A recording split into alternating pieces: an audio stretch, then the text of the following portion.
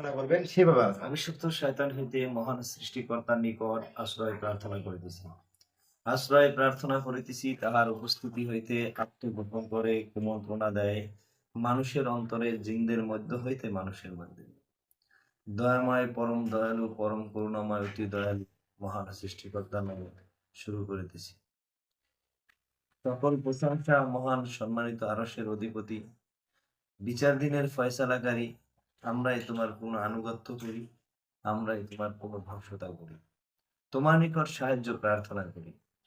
তুমি আমাদিগকে সরল সত্য সঠিক পথ প্রদর্শন করো এবং সরল পথে অবিচল রাখো তাহাদের পথ যাহাদের প্রতি তোমার বিশেষ দয়ানুগ্রহ বর্ষিত করেছে, তাহাদের পথ নহে যারা তোমার ক্রোধ নিপাতিত ও শাস্তি প্রাপ্ত।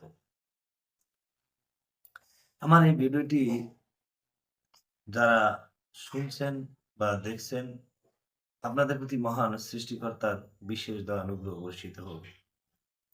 আমি পূর্বে সূরা আল বাকারার 5টি আয়াত নিয়ে আমি আলোচনা করেছিলাম।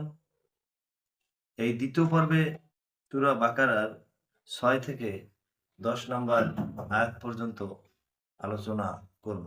এখানে 6 নম্বর আয়াতে বলা আছে, নিশ্চয়ই যারা কুফরি করেছে তুমি তাদেরকে সতর্ক করো বা কিংবা না করো, উভয়ই তাদের জন্য বরাবর, তারা ঈমান আনবে না। এখানে কাফফারু এটাও আরবি শব্দ এবং কুফরি এটাও আরবি শব্দ। কুফরি অর্থ অস্বীকারী। এখন এই যারা এই কোরআনকে অস্বীকার করবে তাদেরকে যতই সতর্ক করা হোক বা না করাই হোক, তারা এটার প্রতি বিশ্বাস আনবে না। কারণ কাফেররা তো কোরআনকে বিশ্বাস করে না।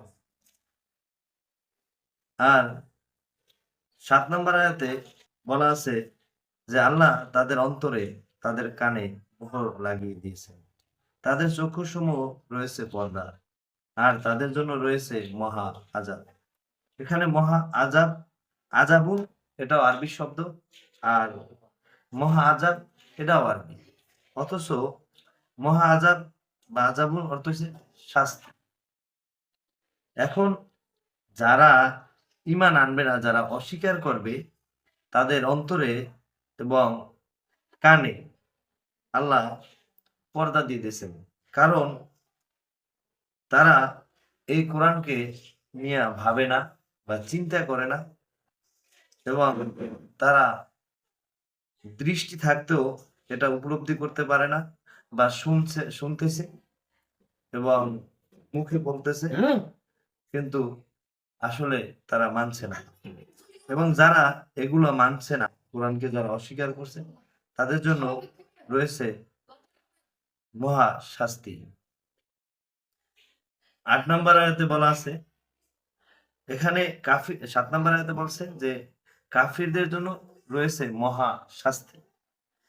8 নম্বর আয়াতে বলা আছে, আর মানুষের মধ্যে কিছু এমন আছে যারা বলে আমরা বিশ্বাস এনেছি আল্লাহর প্রতি এবং শেষ দিনের প্রতি, অথচ তারা মুমিন নয়। এখন আমাদের এই প্রচলিত সমাজে মানুষ অনেকেই আছে যে যারা মুখে বলে আমরা আল্লাহকে বিশ্বাস করি এবং আল্লাহর প্রতি বিশ্বাস মানে স্থাপন করেছি, বা শেষ দিন পরকাল এটা আমরা বিশ্বাস করি।